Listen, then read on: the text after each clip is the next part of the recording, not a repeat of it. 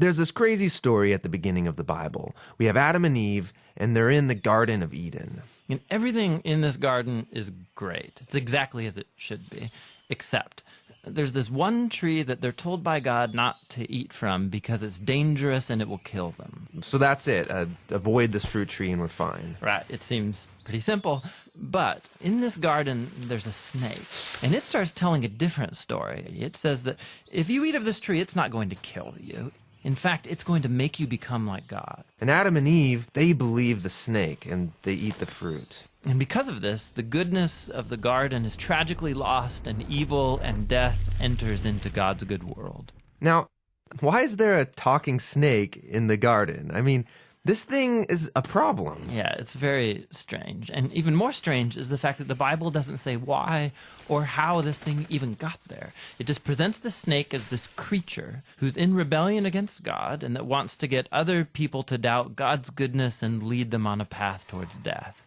And so whatever this snake is, it's the source of evil that pervades our world and our lives, even still today. But there is some hope, because right here in the story, God makes this really interesting promise to Adam and Eve. That someone is going to come in the future, a son of Eve. And this guy's going to come and he's going to crush the serpent's head and destroy evil at its source. However, during this battle, the serpent is going to bite this guy's heel. So it's like a mutual destruction. Yeah, it's this very strange but beautiful promise. And it's just left hanging there until the next key moment in the story, when God singles out this guy named Abraham and says that through his family, goodness and blessing is going to be restored back to all of the nations of the world.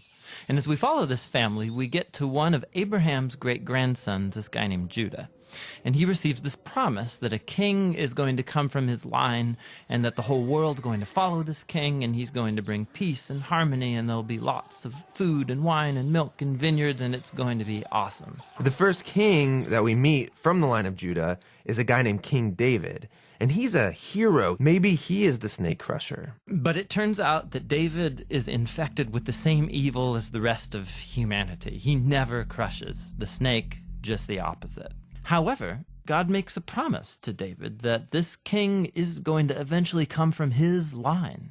But as you go on in the story, one by one, each generation of his sons, they're just total chumps. They give in to the snake, they choose evil, they go after money and sex and power and following other gods. Things get so bad that they run the nation of Israel right into the ground, and the big bad empire of Babylon just takes them out. And so now there are no more kings to even fulfill this promise. So it seems like the whole plan is lost. But during these dark days, there's this crazy group of guys called prophets, and they just kept talking about this coming king and reminding us of the promise that he'll come, he'll defeat evil, he'll restore the garden.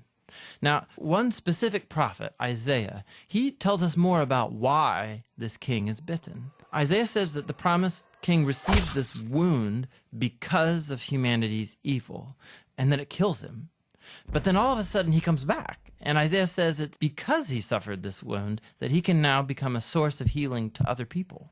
But the Old Testament ends, and the snake-crushing king that everyone's been talking about never shows up. And this is why, when the New Testament begins, it introduces us to Jesus of Nazareth, not as some random guy, but as someone who comes to fulfill these specific ancient promises. Yeah, we learn that he's from the line of David, Judah, and Abraham. And he goes around Israel announcing that the goodness of God's kingdom is here, now. And he begins confronting the effects of evil on people by healing them, by forgiving them of their sins and evil. Many people are now believing that this is, in fact, the promised king. But Jesus began telling his closest followers that he was going to become king and bring peace by taking the full effect of humanity's evil into himself. The fatal snakebite wound. Exactly. And so it seems like the serpent wins. And this story actually would be a tragedy except for what happens next. Jesus rises from the dead.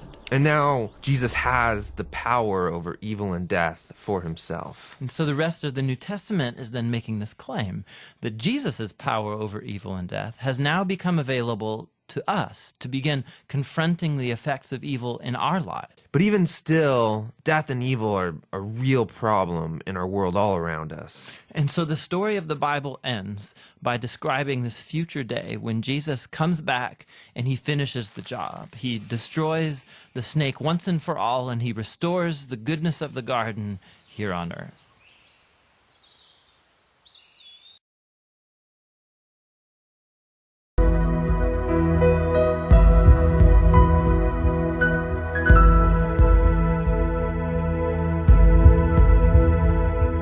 My child, you may not know me, but I know everything about you.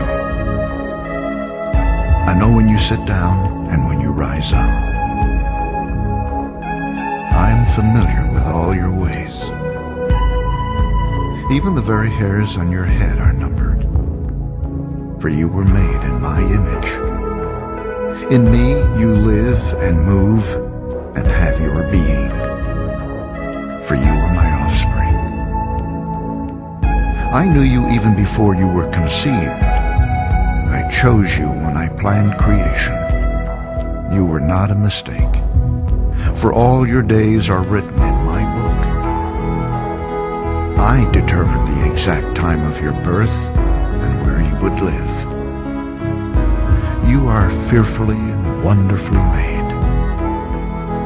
I knit you together in your mother's womb and brought you forth on the day you were born. I have been misrepresented by those who don't know me. I am not distant and angry, but am the complete expression of love. And it is my desire to lavish my love on you, simply because you are my child and I am your father. I offer you more than your earthly father ever could, for I am the perfect father. Every good gift that you receive comes from my hand, for I am your provider and I meet all your needs. My plan for your future has always been filled with hope, because I love you with an everlasting love. My thoughts toward you are countless as the sand on the seashore, and I rejoice over you with singing. I will never stop doing good to you,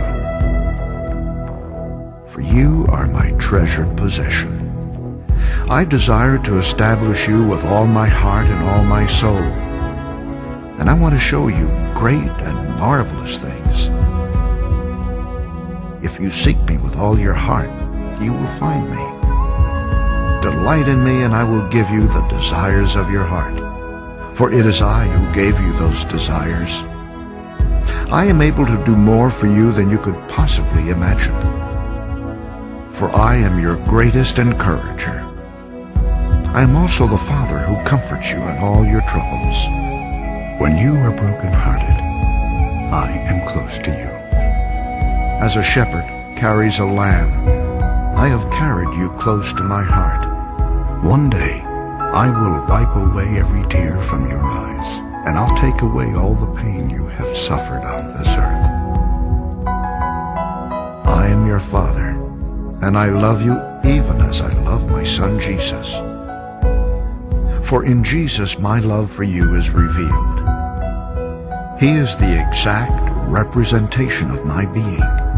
He came to demonstrate that I am for you, not against you, and to tell you that I am not counting your sins. Jesus died so that you and I could be reconciled. His death was the ultimate expression of my love for you. I gave up everything I loved that I might gain your love. If you receive the gift of my Son Jesus, you receive me, and nothing will ever separate you from my love again.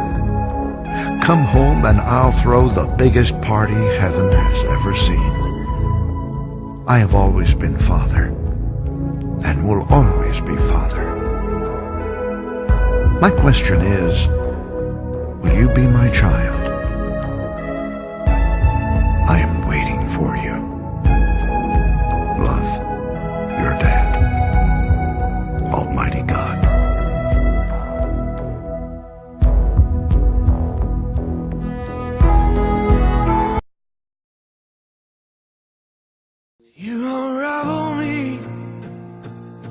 with a melody. You surround me with a song of deliverance from my enemies, till all my fears have gone. I'm no longer a slave to fear. I am a child of God. I'm no longer a slave to fear. I am a child of God.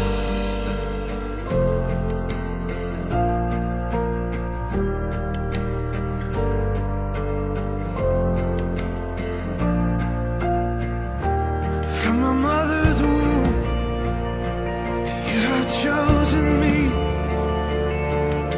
Love has called my name. I've been born again to a family. Your blood flows through my veins. I'm no longer a slave to fear. I am a child of God. I'm no longer a slave to fear. I am a child of God. I'm no longer a slave to fear. I am a child of God. I'm no longer a slave to fear. I am a child of God.